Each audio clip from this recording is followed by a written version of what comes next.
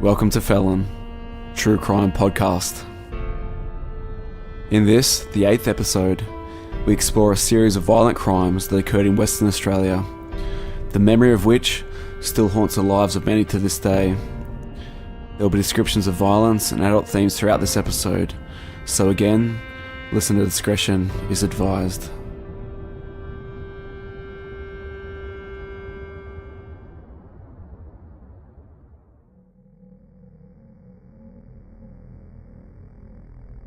And then what did you do? I struck him with the hatchet. Where? On the head. Whereabouts on the head? On temple. First blow on the temple. On the left temple? Yeah.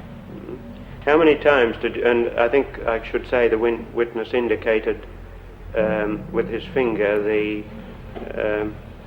temple just above the left eye. How many times did you hit her with the hatchet on the head? 3 to 4 times. 3 or 4 times. Where else besides that particular place? On the front of the head. What? The forehead part. On the front of the forehead, the witness indicating with his fingers the front of the forehead. So that was the first blow. Well, now what were the other blows? More savage ones, probably. More what? Savage ones. What do you mean by more savage ones?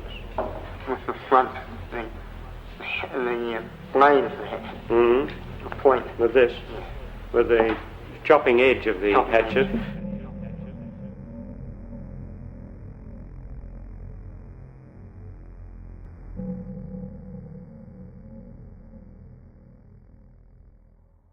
Perth, the capital of Western Australia. During the 1950s, it was described as being more like a big country town rather than a city. Neighbours knew each other. Cars were left parked in the driveway and streets with the key still in the ignition. Front doors were left unlocked. House windows were left wide open day and night. In January of 1959, in the peak of summer, residents within the city and outlying suburbs slept with the doors and windows open in an attempt to cool their dwellings during the above average temperatures the city was experiencing at the time. It wasn't unusual to find residents sleeping outdoors on balconies, porches, and even on the front yard. People had a laid-back approach to home security. Crime was low, and it seemed that everyone trusted those around them. But it wouldn't be long before a string of violent and seemingly unrelated crimes would make them question this trust and turn a once quiet and peaceful city into a panicked frenzy. Burglaries, car thefts, and reports of peeping toms escalated in the areas surrounding the suburb of Nedlands in the late 1950s. Between 1958 and 1963, crimes became more violent when a series of hit and runs involving women being struck by a motor vehicle claimed the life of 1 victim and severely injured 7. During this same period of time, 6 women were attacked by an unknown intruder in the middle of the night while they slept. 3 of these 6 suffered such horrific wounds that they did not survive. In 1963, 6 victims were shot by a mystery assailant with a .22 caliber rifle, 4 of which suffered fatal wounds. There seemed to be no rhyme or reason to these attacks, and they occurred in such random bursts that it was assumed that different crimes were carried out by different perpetrators. During this reign of terror, Perth went into lockdown. Residents abandoned their carefree approach to home security and purchased heavy door locks. They armed themselves with a range of weapons, and many bought pet dogs. So great was the fear that even during the blistering heat of summer, in a time before air conditioners, residents slept with windows and doors shut tight, preferring to suffer the discomfort of the stifling heat than to risk the chance of being the next victim.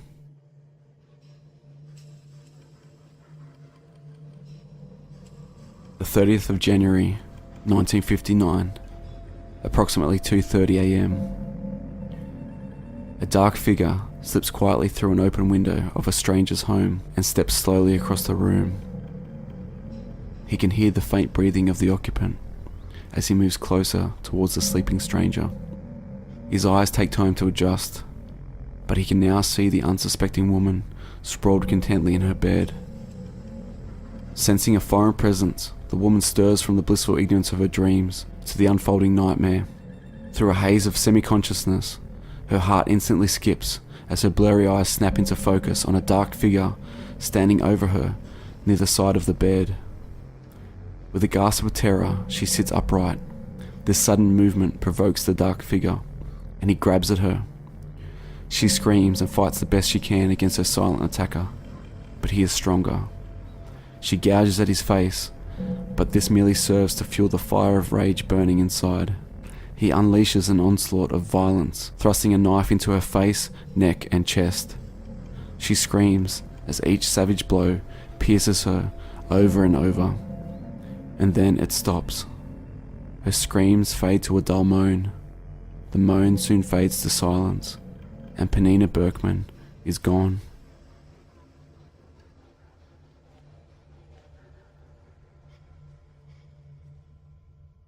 Two months prior to this attack on Penina Berkman, a mysterious event occurred in a house in the nearby suburb of Applecross. In the early hours of the 25th of November, 1958, 15-year-old Molly McLeod's parents woke to the sound of footsteps coming from Molly's room. They rushed to find her staggering around her bedroom, mumbling, retching, and bleeding from a head wound. There was no sign of who or what had inflicted a blow to the girl. Her parents eventually decided she must have had a nightmare and fallen out of bed, striking her head in the fall. But Penina Berkman's death would indicate something far more sinister than a fall from a bed as being the cause. This would be the first in a series of violent break-ins in which an offender would leave a number of victims in his wake.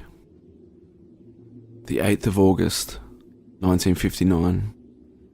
17-year-old nursing student Alex Donkin was asleep in her flat in the suburb of Nedlands. Alex woke to the sound of someone rummaging in her room. Without warning, an intruder delivered a savage blow to her head and fractured her skull. Alex survived the attack, but spent 6 weeks in hospital and would experience a severe type of epilepsy for the rest of her life. As brutal as this attack was, it would pale in comparison to what would follow just months later. The 20th of December, 1959. 22-year-old chocolate company heiress Gillian Brewer was sleeping in her flat in the western suburb of Perth, Cottesloe. While she slept, an unknown man crept into her room. Her fiancé had visited with her earlier in the night, but he had left her sleeping alone. The following morning he returned and found the front door locked, her dog barking frantically. He knocked on the window. No response. Accessing the front door with his key, he entered and made his way towards the bedroom. The bedroom door was shut. This struck him as odd, as it was often left open. As he made his way into the room, a disturbing scene was waiting for him. Gillian Brewer had been butchered. Police found a bloody hatchet that had been thrown over the back fence, and a pair of scissors in Gillian's flat that also contained traces of blood. Gillian had been struck 12 to 13 times with the hatchet. Her breasts, genitals, and her head were hacked.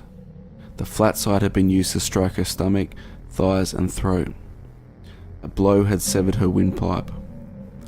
So aggressive was the attack that the hatchet handle had split from the force. There was also signs that the scissors had been used to stab her around 5 more times. Due to the violent nature of the attack and Gillian's social standing, the murder attracted widespread media coverage as police worked around the clock to solve the string of attacks.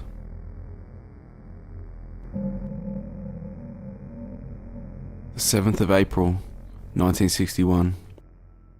Detectives investigating the case stumbled on a break that they had been looking for.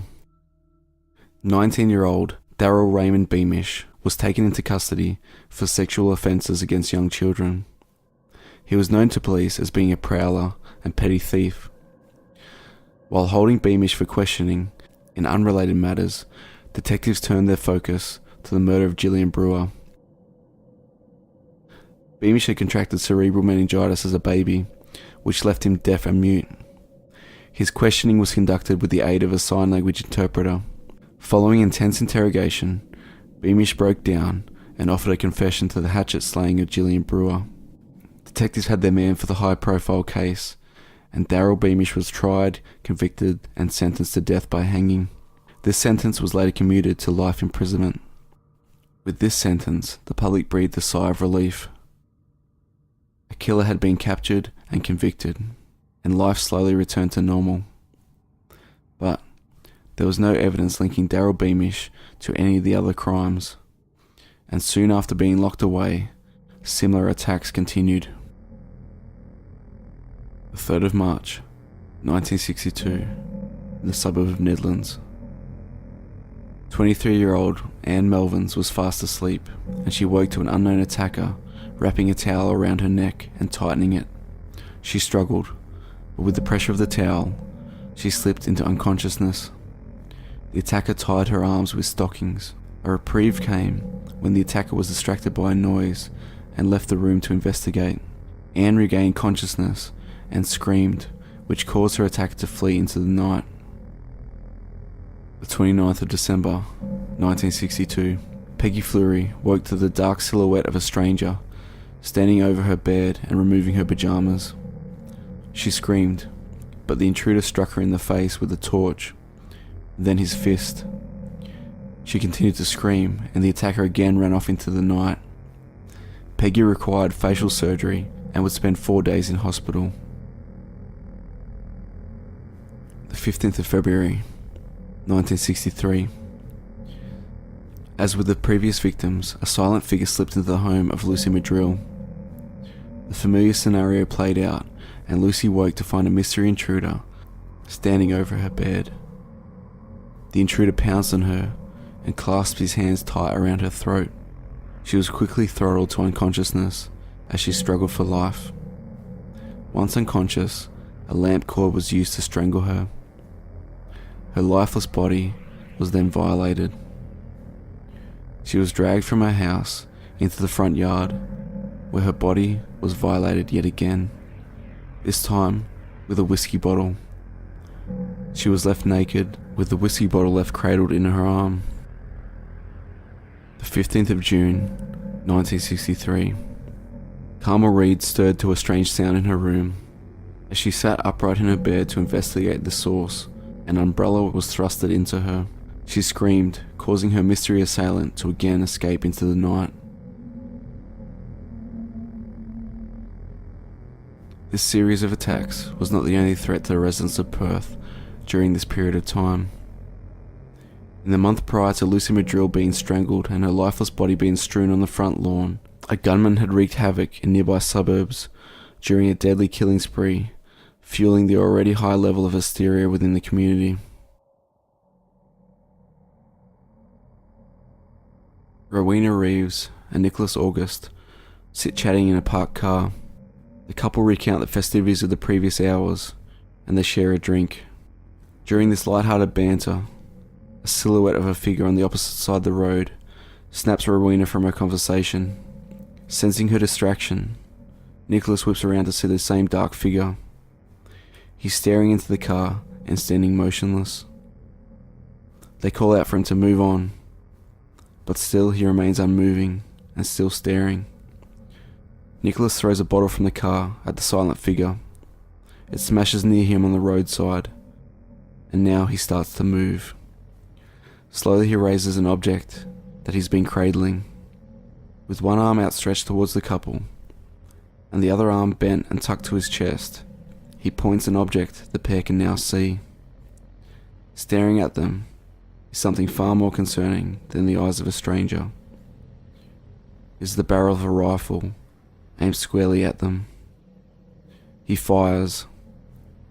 Acting on instinct, Rowena pushes Nicholas's head to the side, but the bullet grazes him and strikes her in the arm. The pair speed off down the road while the gunman discharges another round at the fleeing vehicle. The 26th of January, 1963. The night began when an intruder stumbled across a .22 caliber rifle and ammunition during a burglary in the Perth suburb of Como. Gun in hand, he took to the streets, bent on destruction. Nicholas August and Rowena Reeves were the first to find themselves in his sights. They escaped with their lives, but others would not be so fortunate. 29-year-old Brian Weir lay sleeping with his head facing an open balcony door to escape the heat of his flat. His head was visible from the street below, a factor that determined his fate. The gunman set him in his sights and shot him in the head. A friend would later find him writhing in pain and covered in blood. He was taken to the hospital and lived with severe brain damage for 3 years before finally succumbing to his injuries.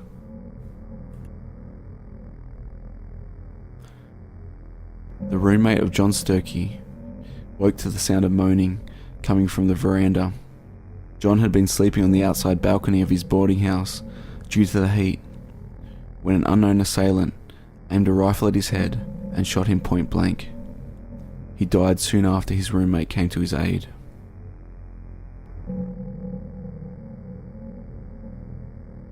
At about 4 a.m, 55-year-old George Walmsley answered a knock at the door. Staring out into the darkness, he was unaware that he was in the sights of a gunman, standing in the shadows. A shot was fired, and it hit George in the center of the forehead. He collapsed.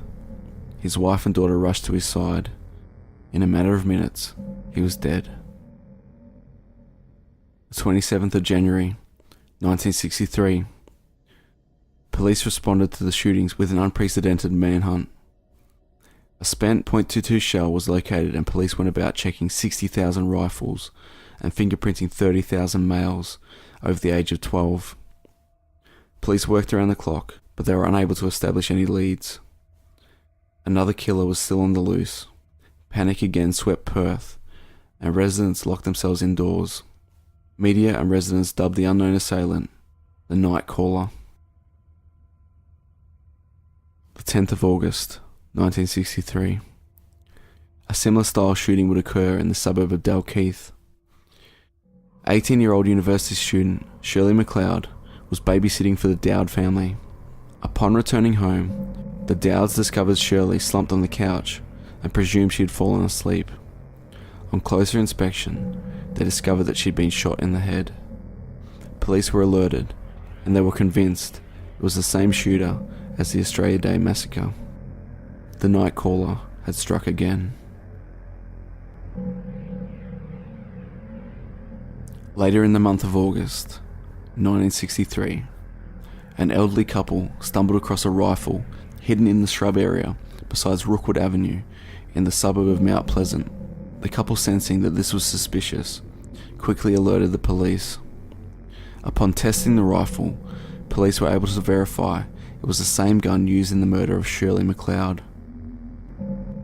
With this information, they put a dummy gun in the place of the one they had discovered, and they secured it to a tree using fishing line.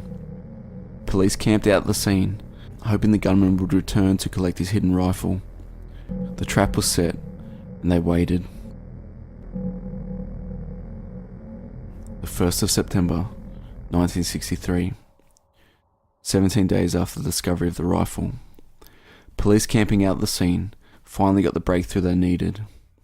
Just after midnight, a car approached the hiding place, and detectives Peter Skean and Bill Hawker crawled from their camouflage surveillance spot. They watched and waited as the car came to a stop, and a figure stepped out from it, making his way to where the rifle had been. The detectives swooped on the mystery man, and they wrestled him to the ground. A 33-year-old Eric Edgar Cook.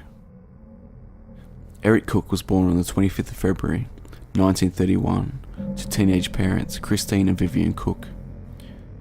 His father was an abusive alcoholic, and he beat Eric and his mother regularly.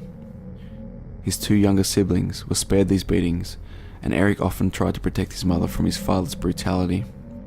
His mother Christine would often sleep at her place of employment, the Como Hotel, to avoid coming home.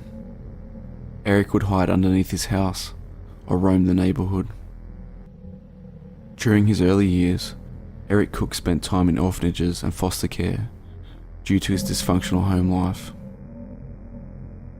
Cook was born with a hair lip and cleft palate.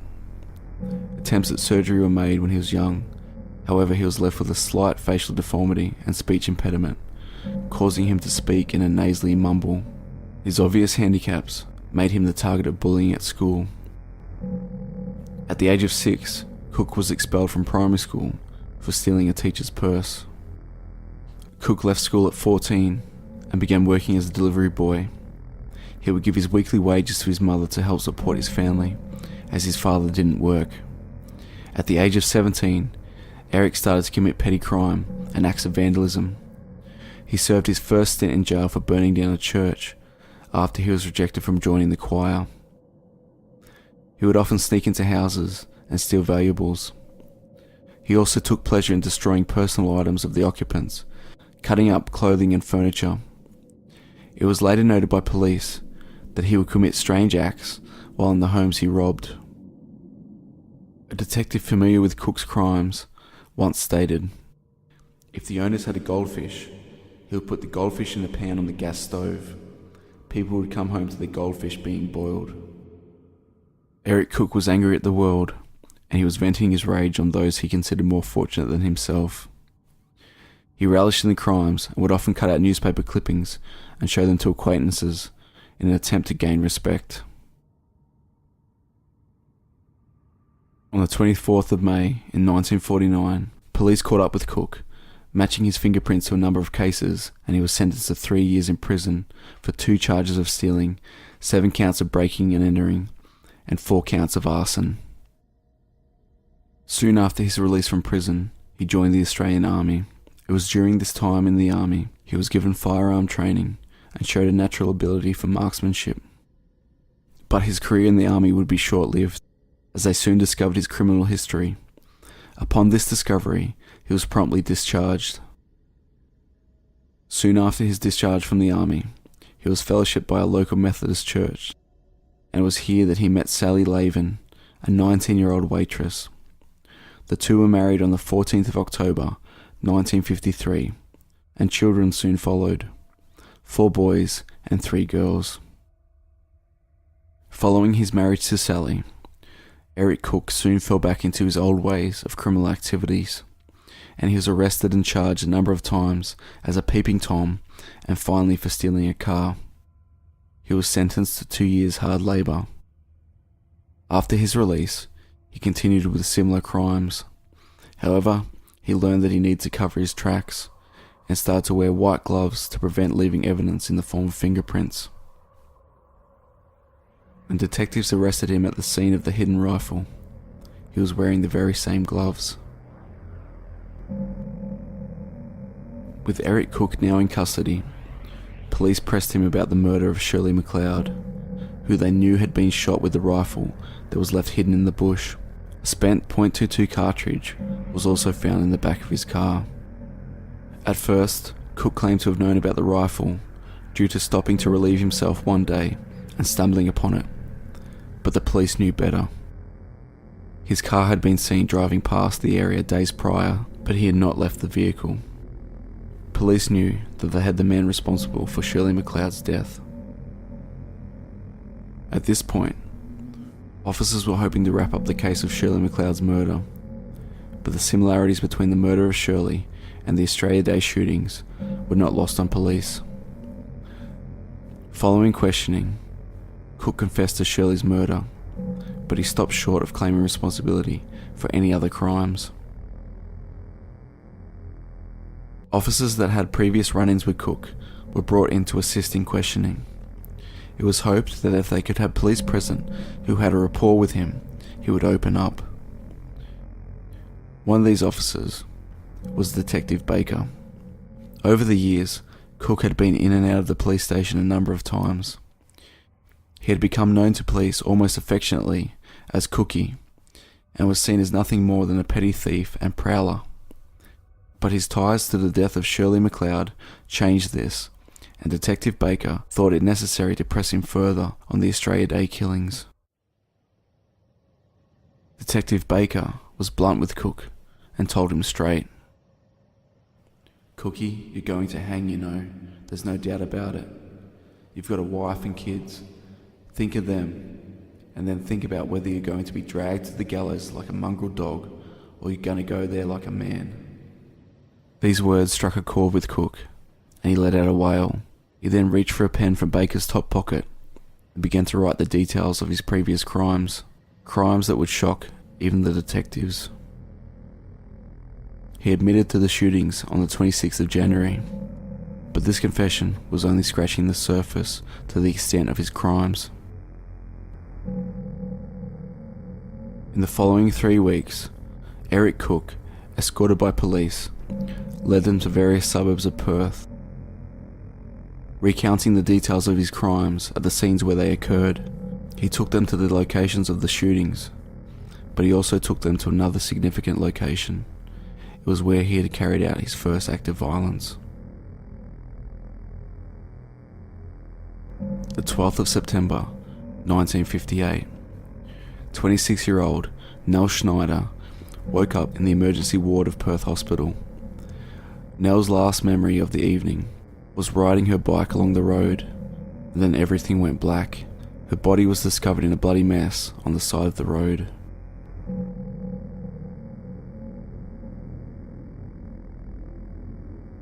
The newspapers at the time reported a story of a maniac behind the wheel of a stolen car, which was involved in a hit and run. But this would not be an isolated case. From 1958 through to 1960, 7 women were struck and severely injured by cars travelling at high speeds, the locations of which were all shown to police by Eric Cook during his grim tour of his crimes. Cook had been behind the wheel for each. His explanation was simply that he wanted to hurt someone. One of the hit-and-run cases that Cook described to police involved the death of Rosemary Anderson, a death for which her boyfriend, John Button, had been charged and convicted for.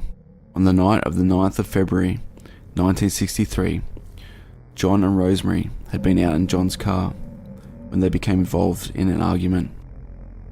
Rosemary exited the car and stormed off along the road, disappearing from John's view, around a bend and under a train bridge. After some time, John drove around the bend to catch up to her and discovered her unconscious body lying on the ground in a pool of blood. He carried her to his car and rushed her to the hospital, but she was unable to be saved. Police soon turned their attention to John as their suspect and pressured him to sign a confession. In an emotional and broken state, he signed it and was charged and sentenced with her murder. During his time in prison, he maintained his innocence. Eric Cook would give details of Rosemary's death. He was able to show police the location where he had struck her. Despite his confession, John Button remained in jail, authorities claiming that Eric Cook was a liar and an unreliable source. Among Eric Cook's confessions also came the grim descriptions of several violent assaults he carried out on women in their homes, of which include the stabbing murder of Penina Berkman, the strangulation and violation of Lucy Madrill, and the hatchet killing and mutilation of Gillian Brewer. With these grim revelations would come the realization that yet another man besides John Button had been sentenced for a murder committed by Cook. Darryl Beamish had been tried and sentenced for the slaying of Gillian Brewer and was currently in prison. An appeal process would be put into motion for the 2 men, but it would be a number of years before they would receive a pardon for the crimes they were wrongly convicted of. From 1958 through to 1963, Cook committed 22 violent crimes, 8 of which resulted in death.